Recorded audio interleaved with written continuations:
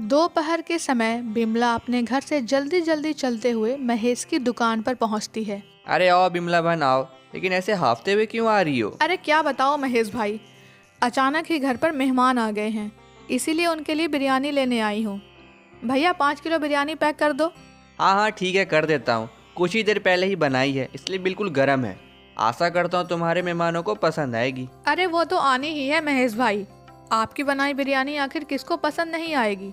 महेश जल्दी से बिरयानी पैक कर कर बिमला को दे देता है और बिमला बिरयानी के पैसे देकर वहां से निकल जाती है। भोलपुर गांव का रहने वाला महेश चिकन बिरयानी की दुकान चलाया करता था।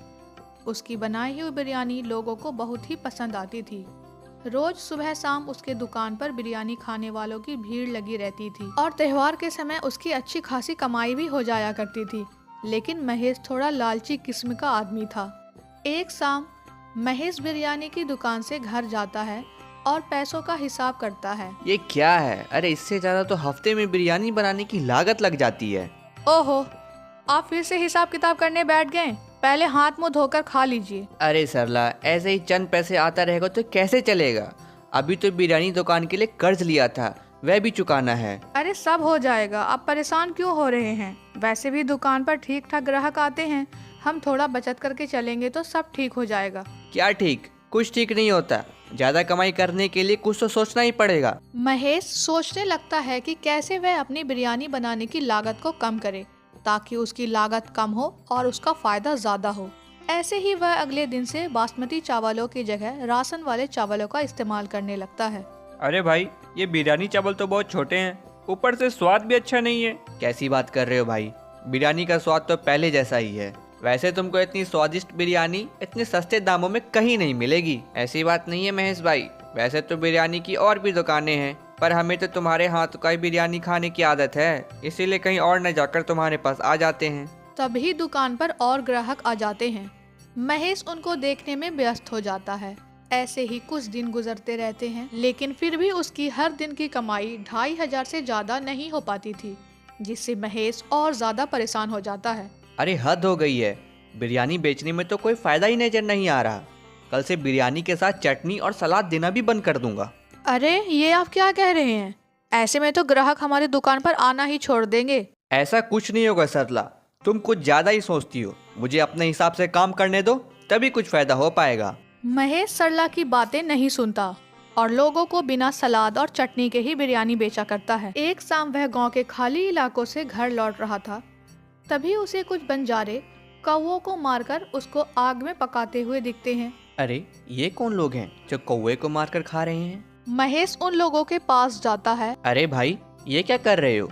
तुम इस कौवे को तुम खाने वाले हो क्या? हाँ भाई साहब, इसलिए तो आग में डाला है। हम बंजारे लोग हैं और आज हमारे पास खाने के लिए अनाज कम थे, तो हमने कौवे को ही पकड़ लिया।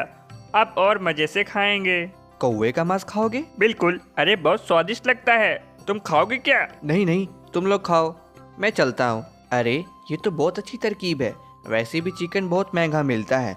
अगर मैं चिकन के बजाय कौवे का मांस डालूंगा तो उनको क्या ही पता चलेगा। उन बंजारों को कौवा खाते देखकर महेश को कौवा बिरयानी बनाने का ख्याल आता है। अगले दिन वह अपने घर के बाहर अपने बचे हुए कुछ बिरयानी बिखेर देता है, जिसे खाने के लिए बहुत सारे कौवे आते हैं और वह उन पर जाल फेंक कर उसे पकड़ लेता है और उनका मांस निकालकर बिरयानी बनाकर दुकान पर ले जाता है। लोग आना शुरू हो जाते हैं और बिरयानी खाने लगते हैं। चिकन की जगह कौवे का मांस खाकर एक ग्राहक कहता है, अरे महेश भाई, ये बिरयानी में एक भी लेग पीस नहीं है और स्वाद भी कुछ अटपटा सा लग रहा है। ओहो, हर बार तुम्हारी थाली में लेग पीस आए? ये तो जरूरी नहीं है ना, जो परोसा है वही खाओ। ऐसे ही कुछ देर बाद। अरे बिमला मन, आओ आओ, बहुत दिनों के बाद आई हो दुकान पर। हाँ हाँ महेश भाई, महंगाई आसमान छू रही है, ऐसे में रोज रोज तो बिरयानी नहीं खा सकती ना।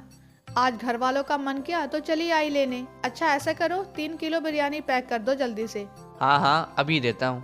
उस दिन महेश की कौवा बिरयानी पूरी बिक जाती है। घर पर बिमला सभी को बिरयानी परोस कर देती है, लेकिन उनके घर वाले बिरयानी में से आ रही बदबू के कारण बिरयानी खाने से मना कर देते हैं। विमला बिरयानी को फेंकने के लिए बाहर निकलती है। अरे आय हाय, ना जाने कैसी बिरयानी बना दी है महेश भाई ने, जो किसी ने मुंह तक नहीं लगाई।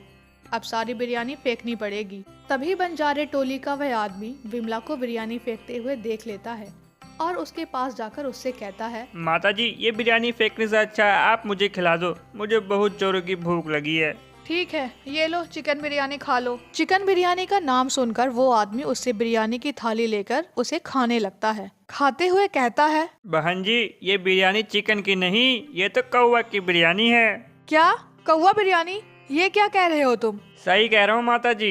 अरे ये जो छोटे छोटे टुकड़े हैं ना, ये चिकन के नहीं बल्कि कौवे का मांस है। मैंने बहुत खाया है कौवा का मांस, तो मुझे पता है चिकन बिरयानी जितना स्वादिष्ट नहीं है, लेकिन मुझ जैसे भूखे के लिए कौवा बिरयानी किसी चिकन बिरयानी से कम नहीं है। अच्छा, तभी मैं कहूँ मेरे घर में इस बिरयानी को खाना तो दूर किसी ने सूंघा भी नहीं। अच्छा सुनो, तुम कल भी यहाँ आना, मैं तुम्हें कल कौवा बिरयानी की जगह चिकन बिरयानी खिलाऊंगी। यह सुनकर उस आदमी की आंखों में चमक आ जाती है और वो ठीक है बोल देता है। अगले दिन महेश पके हुए कौवे का मांस निकाल रहा होता है। तभी वहाँ सरला आ जाती है और उसे ऐसा करते देखकर हैरान रह जाती है। ये आप क्या कर रहे हैं? कौवे का मांस, इसका आप क्या करेंगे भला? अरे इतना हैरान होने की जरूरत नहीं है, मैं चिकन की जगह इसमें कौवा का मांस डालकर बनाने वाला हूँ, और क्या। छी, ये आप कैसी बातें कर रहे हैं? अगर लोगों को पता चला कि आप चिकन की जगह उनको कौवे का बिरयानी खिला रहे हैं तो आपकी कितनी बदनामी होगी, ये सोचा है कभी आपने? अरे कुछ नहीं होगा, कल भी मैंने कौवा बिरयानी बेची है और सभी ने मज़े से खाई है, जैसे वो अक्सर खाते हैं। ऐसे भी इसमें हमारा ही फायदा है। हे ऊपर वाले, अपने लालच के चक्कर में ये क्या क्या कर रहे हैं आप? ठीक बात नहीं है ये। कितना बोलती हो सरला, अब चुप हो जाओ और मुझे अपना काम करने दो, वैसे भी दुकान खोलने में देरी हो रही है।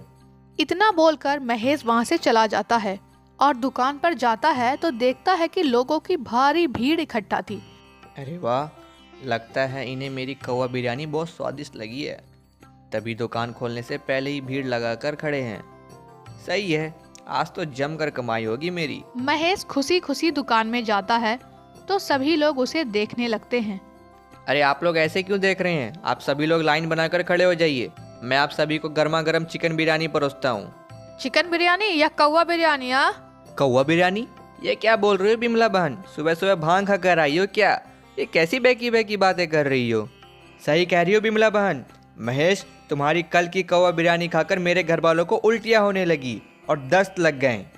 और मेरे घर वालों ने तो बिरयानी खाना तो दूर किसी ने सूंघा तक नहीं। भला हो उस आदमी का जिसने उस कौवा बिरयानी को खाकर बताया कि वह चिकन की नहीं बल्कि कौवा की बिरयानी है। अरे भाई, मैंने तुम्हें बताया कि मैं कौवा पकड़ कर खाता हूँ, तो तुम कौवा की बिरयानी बनाना शुरू कर दी और चिकन बिरयानी के नाम पर कौवा बिरयानी बताकर लोगों को ठगने लगे। वाह भाई। हमें इसे ऐसे नहीं छोड़ना चाहिए, हमें इसे पुलिस के हवाले कर देना चाहिए। खाने के सामान में कितनी बड़ी मिलावट कर रहा है ये। सभी लोग महेश को पकड़कर पुलिस के पास ले जाने वाले ही थे, तभी वहाँ पर सरला आ जाती है और सभी से माफ़ी मांगते हुए कहती है, देखिए इन्हें पुलिस के हवाले मत करिए, मैं आप लोगों के सामने हाथ जोड़कर माफ़ी मांगती हूँ। मैं भी आप लोगों से माफ़ी मांगता हूँ, मैं अपने लालच में अंधा हो गया था, मुझे माफ़ कर दीजिए।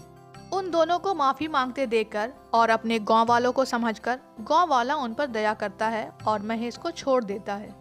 लेकिन महेश अपने लालच में आकर अपनी बिरयानी की दुकान से हाथ धो बैठता है, क्योंकि अब कोई भी ग्राहक उसके यहाँ आना पसंद नहीं करते थे। इसीलिए बोलते हैं लालच बुरी बला है।